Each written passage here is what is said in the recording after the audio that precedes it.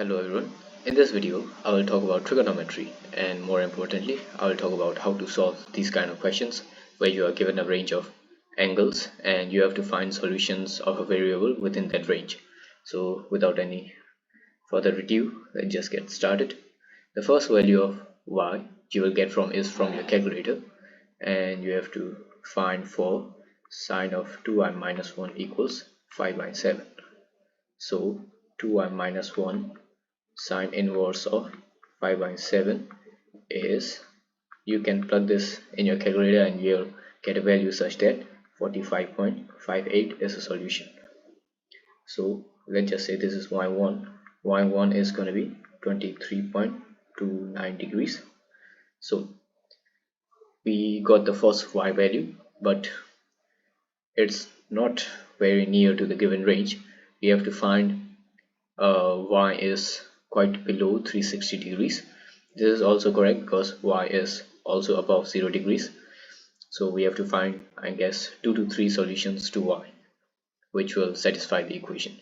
So if we were to think in a unit circle, sine theta is going to be 1. You have to know this is a fundamental theory of trigonometry where cos theta is x, and in this problem we are given that sine of 2y minus 1 equals 5 and 7. So this is going to be y value, and we can plug this value in our unit circle. So let's just say we have drawn an angle of 45.58 degree, which gives us 5 and 7. But there are also other angles which can give us a value of 5 and 7 if we take the sine ratio of it. So let's just say this angle theta gives us a value of 5 and 7. So how do you find theta? Well, here comes the interesting theory in unit circle, property of unit circle. You could say this angle is equals to 45.82. So 45.58. So to find the theta, we have to subtract 45.58 from 180 degrees, and you get the theta value.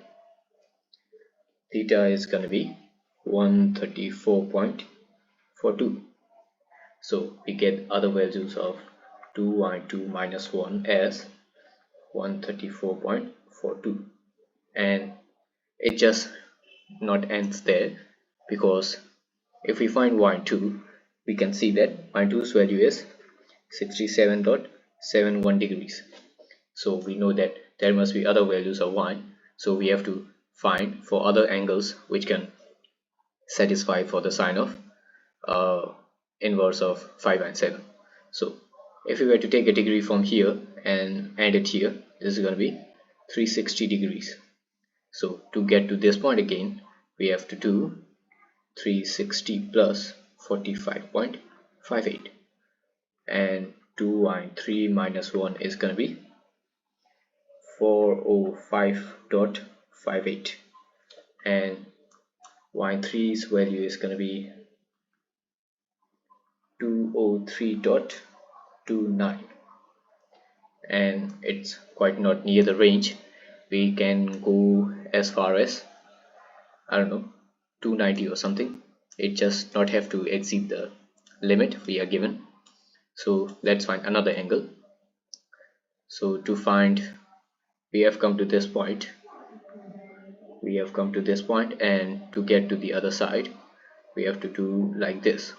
This is going to be I think we can do something like, to this point it is 360, so this point is going to be 450 degrees, and 450 degrees minus 45.58 gives us 494.42 degrees. So the value of 3y4 minus 1 is going to be 494.42 degrees, and the y4 value is going to be 249.71 degree. I think these are the four solutions to the given problem, and off video I've done this problem many times, and the fifth value of y exceeds the current given range, so we will not uh, solve that. Let's just leave it to this, and I think you understand what I'm trying to say. We can do this kind of problem by graphical method or unit circle method, but I think unit circle method is more relevant and more intuitive to think about. And you can imagine kind of unit circle in your head and the angles rotating through it, and you can imagine the angles it makes with the circle. And if we were given a cos function, we have to be taking account for the value of x, and if we were given a tan function, we have to think in terms of sine by cos ratio. So yeah, this is the value of sine function, so we thought in terms of y value, and y value we have to get 5 and 7. So there are different angles which can give us the value of 5 and 7, and we walk through it all, and I hope you understand. So if there are any confusions, you can ask in the comment or even in the chat. I think I'll be quite happy to explain. So this is it. Thank you very much.